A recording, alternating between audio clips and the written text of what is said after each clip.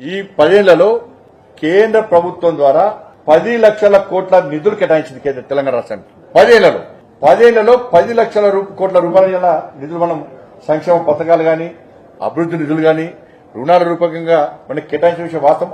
ఆధారాలతో సహా అనేక ప్రాంతాల్లో అనేక సందర్భాల్లో మేము స్పష్టం చేయడం జరిగింది. అవి చెప్పినాకనే కేసీఆర్ అనుమూసుకుని సప్లై కొన్నాడు. ఆ ఉరుడు బంద్ చేసినప్పుడు కేసీఆర్ ట్యాక్స్ డివల్యూషన్ వివిధ కేంద్ర పథకాల అమలు కోసం ఈ 10 ఏళ్లలో 6,75,000 కోట్ల రూపాయలు ఖర్చు చేసినాం. ఇలా కొనుగోలు వడ్లు పత్తి సేకరణ కోసం కొనుగోళ్ల కోసం ఇలా పండించిన ప్రతి గింజ మేమే కొంటాం, కేంద్ర ప్రభుత్వం పెత్తనం ఏంది అని చెప్పి గతంలో కేసీఆర్ మంత్రివర్గం అన్నారు. నేను అనేక కొనుగోలు సెంటర్ తిరిగినాను.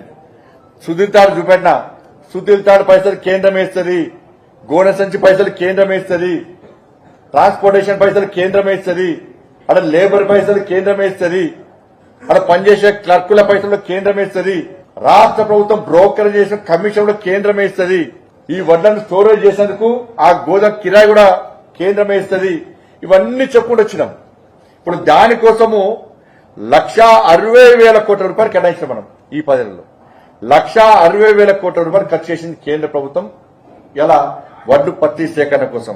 కిసాన్ సమ్మాన్ నిధి కింద 30 లక్షల మంది రైతులకు 9,000 కోట్ల రూపాయలు ఇలా కేంద్ర ప్రభుత్వం కేటాయించింది. ఇలా ఎంఎస్పీ 10 సంవత్సరాల్లో ఎంఎస్పీ 9 సార్లు పెంచినాం. ఎంఎస్పీ కింద 27,000 కోట్ల రూపాయలు కేటాయించడం తెలంగాణ రాష్ట్రానికి ఖర్చు పెట్టినాం మనం.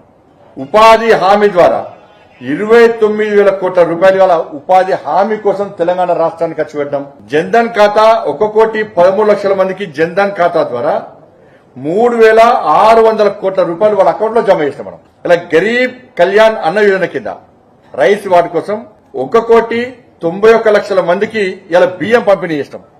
1,91,00,000 మందికి ఇలా బియ్యం పంపిణీ చేస్తాం మనం గరీబ్ కళ్యాణ్ అన్న యోజన కింద. కానీ ఫోటోలు మాత్రం కేసీఆర్ పెట్టుకున్నాడు. ఇలా 14th ఫైనాన్స్ 15th ఫైనాన్స్ కి కమిషన్ ద్వారా గ్రామ పంచాయతీలకు 12,580 కోట్ల రూపాయలను కేంద్ర ప్రభుత్వం గత 10 ఏళ్లలో తెలంగాణ రాష్ట్రానికి ఇచ్చింది. 30 లక్షల టాయిలెట్స్ కట్టించినాం. 5,50,000 ఇళ్లకు కరెంటు సౌకర్యం కల్పించినాం. హైవేస్ నిర్మాణం కోసం 1,15,000 కోట్ల రూపాయలు ఖర్చు చేసినాం. గ్రామీణ సడక్ యోజన కింద 1,100 కోట్ల రూపాయలు ఖర్చు చేసినాం. దాదాపు 4,000 గ్రామీణ సడక్ 4,000 కిలోమీటర్ల రోడ్ల నిర్మాణం చేపట్టాం. దీని ద్వారా వరంగల్లో కాకతీయ, ఆదిలాబాద్ లో రిమ్స్ మెడికల్ హాస్పిటల్ నిర్మాణం జరిగింది. హైదరాబాద్ లో ఈఎస్ఐ సూపర్ స్పెషాలిటీ హాస్పిటల్ నిర్మాణం. 32 లక్షల ఇళ్లకు జలజీవన్ మిషన్ కింద నల్ల కనెక్షన్ ఇవ్వడం జరిగింది.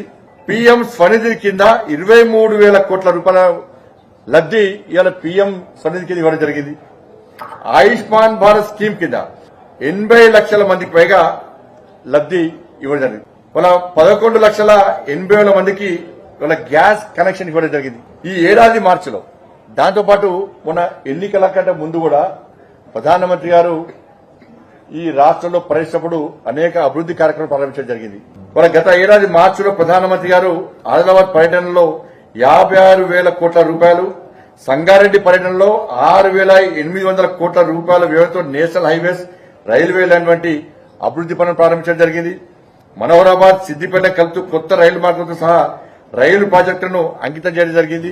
గత అక్టోబర్ 3న ప్రధానమంత్రి గారు నిజామాబాద్ పర్యటనలో 8,000 కోట్ల రూపాయల విలువైన వివిధ అభివృద్ది పనులకు శంకుస్థాపన చేయడం జరిగింది.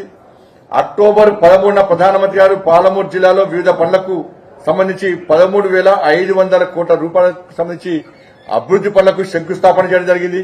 హైదరాబాద్ విశాఖపట్నం కారిడార్ పనుల కోసం 2,460 కోట్ల రూపాయలు కేటాయించడం జరిగింది. Hasanabad Chellapalli LPG pipe line gas project కోసం 2,170 కోట్ల రూపాయలు కేటాయించడం జరిగింది ఎల్పీజీ కోసం.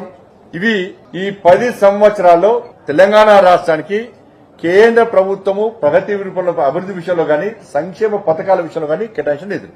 ఇవి మాట్లాడారు, ఇవి బయటికి చెప్పారు.